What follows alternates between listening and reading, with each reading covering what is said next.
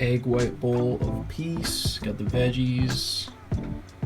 Pretty solid volume. Doing almond butter for the fats. Probably eat it separately.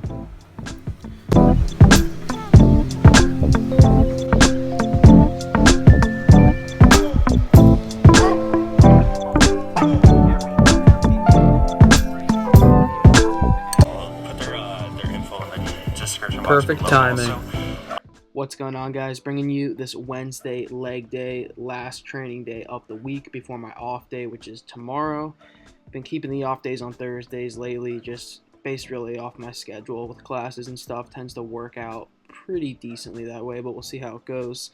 And a few updates. First of all, the SD card in my camera has very unfortunately gone missing, and I need to find it ASAP because I have some important footage on there for something else. But I did order a new one in the meantime, just so that will get here like tomorrow or whatever. So, I'll be able to have that for videos, but I still need to find that old one.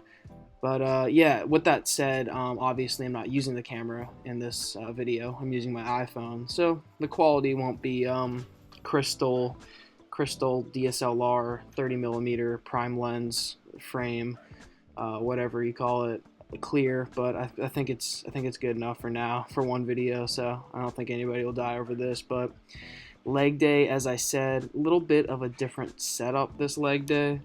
Basically going ahead and starting off with our isolation work, and I've talked about this a little bit in the past. Sometimes I like to do this, and the plan was to go in and start off with the isolation and then get into some squats. But it did change a little bit. So as you saw, we started off with those lying leg curls, got into seated leg extensions, which felt good. Really focusing on the contraction here, not going super high rep, keeping it like 12 to 15, I'd say, for the most part.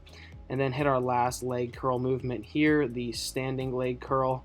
And different leg curls you'll find hit your hamstrings a little bit differently, and also how you position yourself. If you arch a little bit, you can sort of make it a little bit more glute involved, whereas if you don't, you can make it more hamstring involved. You can kind of play around with how you exactly feel your hamstrings.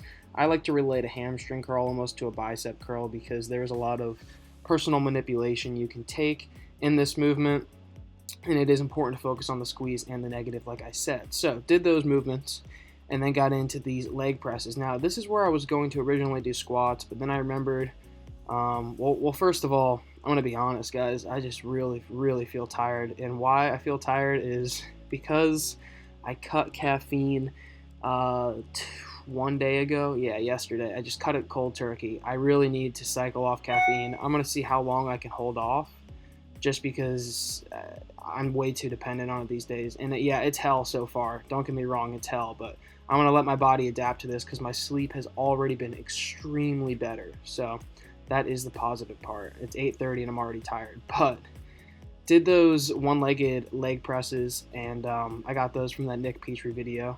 They felt solid, so shout outs to him. And did these calf raises, and just so you guys know, these standing calf raises, I'm going real heavy, and I'm keeping the reps like 5 to 6.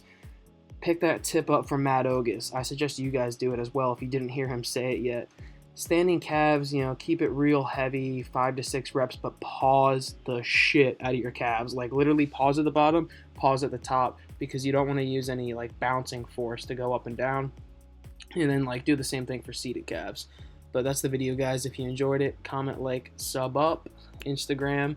I'll catch you guys in the next one with that new camera and some pretty good announcements coming in the future, so stay tuned. All right, guys, peace out.